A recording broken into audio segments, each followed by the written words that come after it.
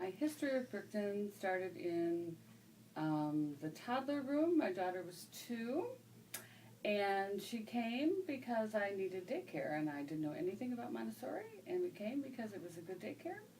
We started full week, and I was only needed care for 3 days a week, but she was so insistent that she come on Mondays and Fridays anyway, even if I was home, that we decided this was probably the place to send her for Children's House, so we stayed for Children's House, and she so loved Children's House that we stayed until we couldn't stay any longer. My first year in Children's House, they started room parents, so I started as a room parent, and then they said, wouldn't you like to be on the school board, because I was the only person who wasn't on the school board who was at the school board meeting, so I started on the school board. And they said, wouldn't you like to be an officer on the board? And I said, oh, okay. And then suddenly I was secretary, suddenly I was vice president, and suddenly I was president of the school board, which I was for 6 years. And then the year Katie graduated, I said goodbye. And I come back, not as often as I probably should, but I come back. Some very happy times. I've made lifelong friends from the school board, people I still keep in touch with, too. So it wasn't just an experience for my daughter, it was an experience, a grown-up experience for me, too. When you look, especially when you're exposed to different education methods and different education systems and different teachers than the teachers they have here.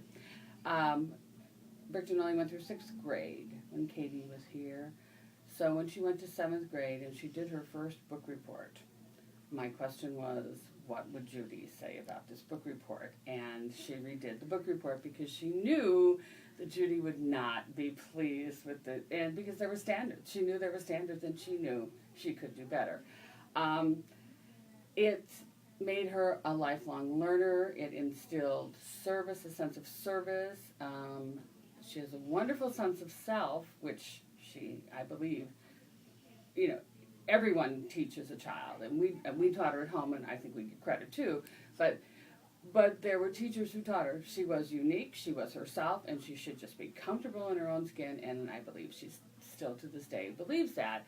But they also made her a lifelong learner, and they also taught her that it's not just about her.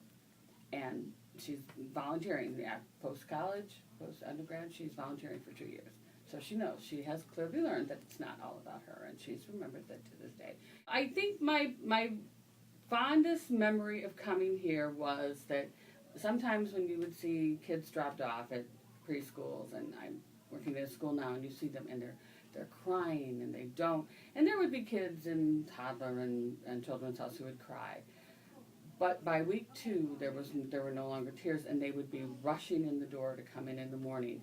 And just the sense of family that she always felt protected here, that these people, everyone here was taking care of her. And I don't think you can find that. It's not that easy to find. And as a parent, it's very reassuring. The summers, she never didn't look forward. She always, always, always wanted to come here in the morning. So you cannot add, as a parent, you cannot ask for anything better than that. So a birthday wish for Brickton is that there's 25 more years. I want, maybe a new spot. We always wanted, I was on the board when we were desperately trying to find a new location. And maybe a new spot, there's room to grow, but I wanted to be here 25 years. I want kids to still benefit from everything that Brickton has to offer 25 years from now.